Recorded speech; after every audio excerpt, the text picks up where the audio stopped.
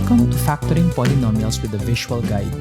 This is already part 7 of a series of videos to help students understand factoring polynomials completely. In this part of the tutorial series, we will be discussing the second and last technique of factoring binomials called the sum or difference of two cubes. But before we continue, these are important concepts you might want to recall. If you need to review these topics, I suggest balikan nyo talagang i-recall yung mga yon, or you are confident enough to skip to other parts of this video, click the links in the description below. But don't worry, we'll still try to explain some previous topics naman as we go along. Like previous parts in the series, let's review our visual guide, serving as our map in factoring polynomials. When factoring polynomials completely, the very first step is to get the GCMF. That's part 1 of this tutorial series. After that, we proceed to step 2, where we will use other techniques of factoring depending if what is left is a trinomial, a binomial, or a polynomial with 4 or more terms. So far, we started discussing trinomials with leading coefficient equal to 1.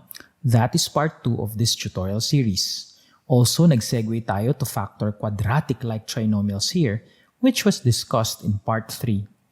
And in 2 videos so far, we learned factoring trinomials of the general form, yung case na ang leading coefficient is not equal to 1. Dalawang methods ang ginamit natin dito so far. Una, ang organized listing method.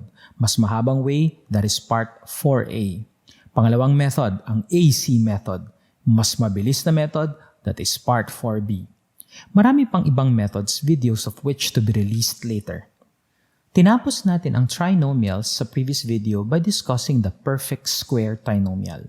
In part 6, we started factoring binomials already. The first technique is called the difference of two squares. All of these in the description below. In this video, part 7, we are discussing the second and last type of factoring binomials, and it's called the sum or difference of two cubes. It is important na balikan natin yung previous topic na difference of two squares. That's our previous video, links in the description below. Let's recall that if you have a difference of two squares, meaning difference from the name itself, ayan, minus, tapos meron kang perfect square, may perfect square, difference of two squares. The first thing on your mind is plus, minus. That's your clue. Or minus plus. Doesn't matter because multiplication is commutative. But one thing very important that we should note is you can only factor if it's a difference of two squares. Pero kapag sum of two squares na, it cannot be factored anymore. It's a prime polynomial. Kaya pag binigyan kayo ng ganito, plus, tapos perfect square, then it cannot be factored. Ang tawag, prime polynomial. Now, let's compare it to the lesson today. What if we're given another binomial, pero instead na perfect square, we now have perfect cube na terms, just like this one. Take note, in this case, you can factor whether it's plus or minus. Remember, ito, pang difference of two squares lang, pero ito, pag perfect cubes na yung terms, whether plus or minus, it can be factored. Now, another observation. Take note, this is the only factoring technique with factors binomial times trinomial.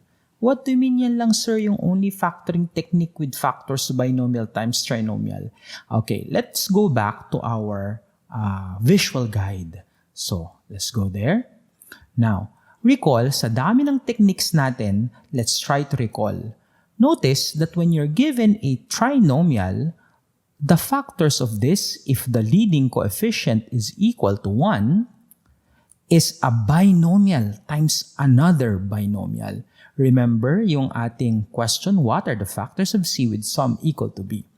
Now, what if we're given a PST or a perfect square trinomial? Sir, squared na ito, hindi na binomial times binomial. It's still actually a binomial times a binomial because ang base natin is a binomial. Squaring it means uulitin mo, imumultiply mo sa sarili niya, which is another binomial. So it's still true here, whether the first case, leading coefficient is 1, or PST, it's still a binomial times another binomial. The third case ng trinomial factoring, remember organized listing, AC method, the factors are all binomial times binomial. Actually, pati yung first case ng binomial factoring natin dito, yung difference of two squares, the factors are binomial times binomial. So for the first time in our tutorial series, the sum or difference of two cubes, we will have a binomial times a trinomial. So let me go back to our notes here. So we now have a binomial, ito yon, times a trinomial. Binomial times trinomial. Okay, now, sir, paano gagawin yan? You might be wondering now, but don't worry, in a while, we will try and figure out and memorize paano ba mag-factor nito. Meanwhile, since we're dealing with perfect cubes, let's try to figure out common perfect cube na numbers. Let's try with 1. 1 cube, we know, is 1 times 1 times 1. Which is equal to 1. Therefore, 1 is a perfect cube. 2 cube means 2 times 2 times 2, which means 8 is also a perfect cube. 3 cube means 3 times 3 times 3, which also means 27 is a perfect cube. Now, bibilisan kong ililista yung mga susunod.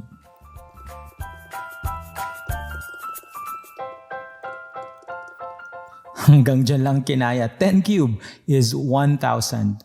Now, what does this mean? This means that the cube root of 1 is equal to 1.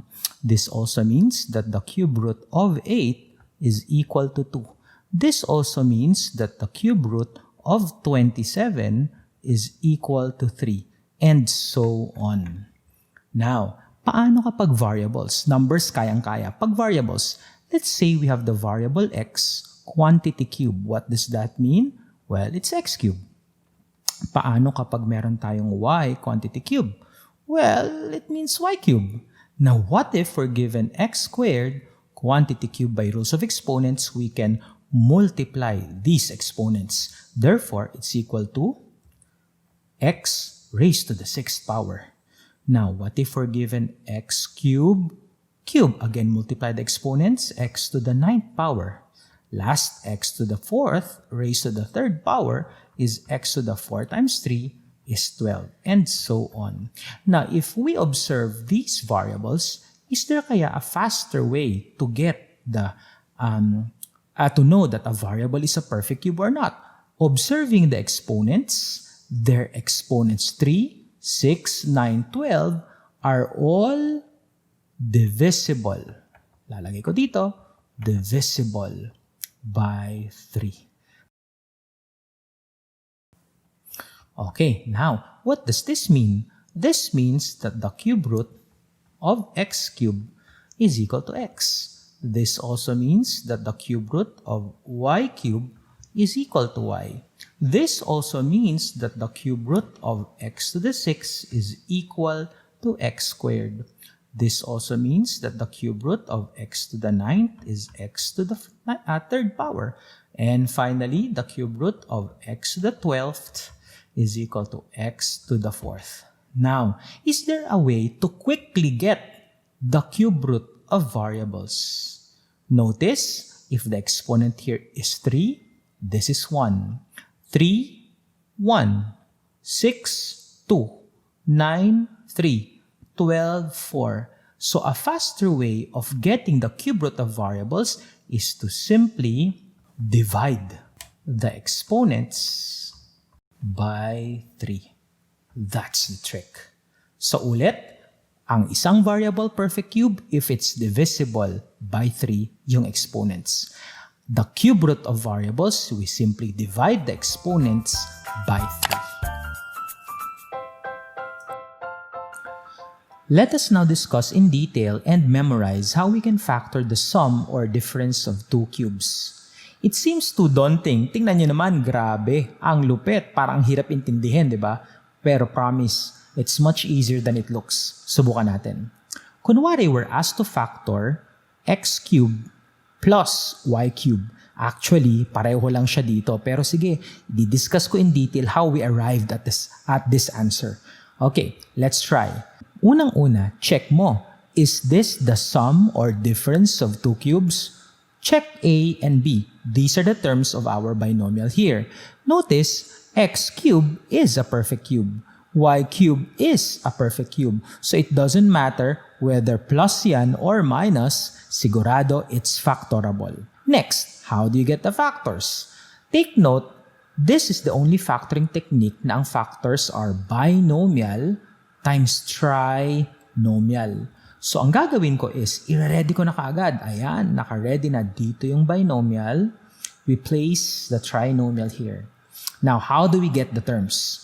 Okay, again, looking at our basis here, these are the terms, x and y. And x here is actually the cube root of a, or the first term. So, gawin natin yon. Ano ba ang cube root ng x cube? Okay, ang gawin natin, edi write x cube root of x cube is x. Next, how do we get ito?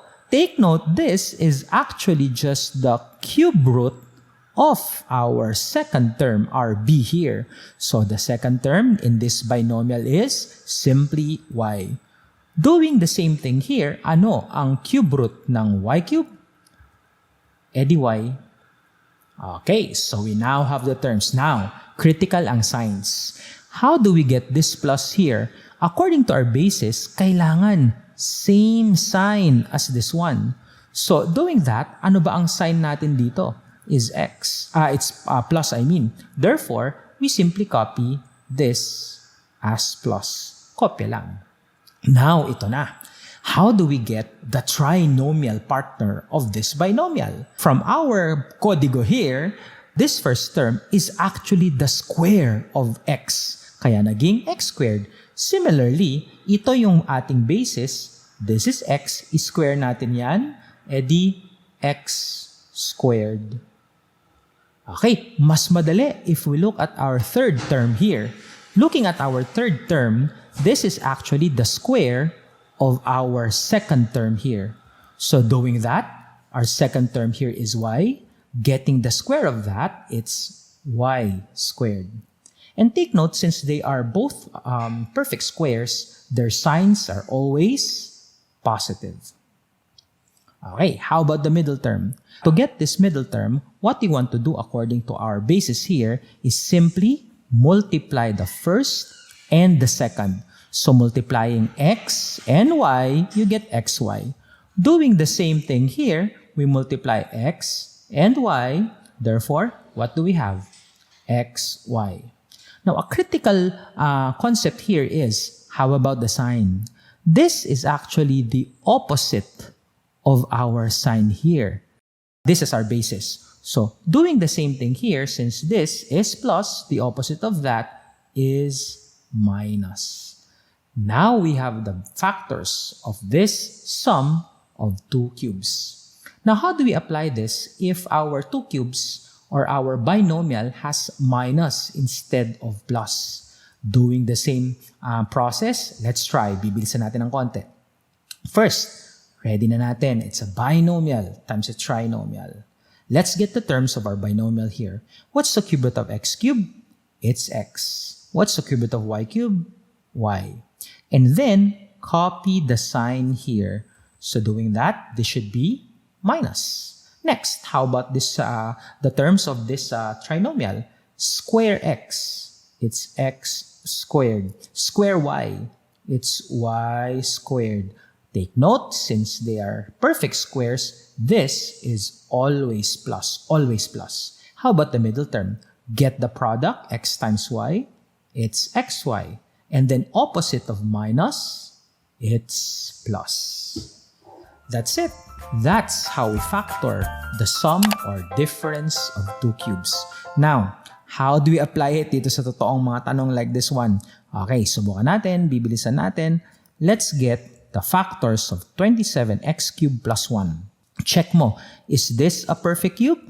Of course, it's a perfect cube. 27, alam natin yan, x cubed, divisible by 3 ang exponent. And of course, 1 is a perfect cube. Therefore, it's factorable using our method. So, lalagay ko dito, definitely, it's a binomial times a trinomial.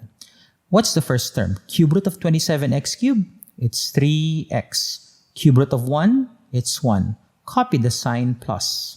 How about the trinomial? Square 3x. Take note, it's 3x quantity squared, kaya magiging 9x squared. How about the last term here? Square of 1, it's 1. It's a perfect square, therefore the sign is always plus. How about the middle term? Multiply, according to this, product of first and second, 3x times 1, it's 3x. And how about the sign? If this were positive or plus, this should be minus. This now are the factors of the sum of two cubes. Now, apply nga natin dito. Subukan natin. Check mo. Is this the difference of two cubes? Let's see. We know 125 is a perfect cube. We know 8 is a perfect cube. 8 to the 6, since this is divisible by 3, it's a perfect cube. Since this is divisible by 3, it's a perfect cube. So, definitely we can factor it. And we know the factors are binomial times a trinomial. What's the cube root of 8? It's 2. What's the cube root of 8 to the 6? It's a to the 6 divided by 3 is 2. What's the cube root of b cube? It's b. Next, cube root of 125 we know is 5. Then, ano ang sign natin? Simply copy. This then should be minus. Binomial done. How about the trinomial? Square this one. Oh, be careful here. What's the square of 2? 4. Dahan-dahan. A squared squared. It's a to the 4th power. B squared. It's b squared. Then square 5. It's 25. Since this is a perfect square, always plus, always plus. How about the middle term? We get the product. 2 times 5 is 10. Then a squared b times 1, a squared b. And finally, the sign. If this is minus, ano to? It's the opposite. It should be plus. And therefore, this now are the factors of this difference of two cubes. Now, before we continue with your exercises, check natin. Sir, sigurado ka yan yung factors. How do we check? Of course, we can always check by multiplying. How do we multiply again when you're given a binomial and a trinomial? One way is by vertical method. Let's rewrite that. So, we have 9x squared minus 3x and then plus 1. Multiply it by 3x plus 1. So, gawin natin, let's multiply. Distribute this first. 1 times 1 is 1. Positive. 1 times negative 3 is negative 3x. 1 times 9x squared is 9x squared. Distribute 3x this time. 3x times 1, it's 3x, and the sign should be positive. 3x times negative 3x is negative 9x squared. Finally, 3x times 9x squared is 27x cubed. And if you combine like terms, we notice we can cancel this, and what do we have left? We only have 27x cubed, that one, plus 1, which is the answer here. So, sigurado tayo, our answer must be correct. Before we go to the exercises, take note that when you factor using the sum or difference of two cubes, this trinomial here is already prime. It cannot be factored anymore. So you don't need to check our techniques of factoring trinomials na. Please don't waste your time doing that pa. Common mistake is students think this is a perfect square trinomial. It is not. Because remember that a perfect square trinomial has a middle term which is twice the product of the square roots x and y here. So, hanggang dyan na lang yan. The only possible exemption is if you missed getting the GCMF at the start. So, you're now ready for some exercises. Here are 4 questions. You can pause this video now to try them. Kaya yan! Go!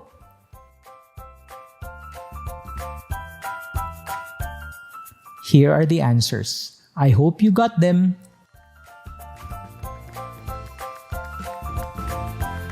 See you sa next video. Please don't forget to like and subscribe. Happy solving!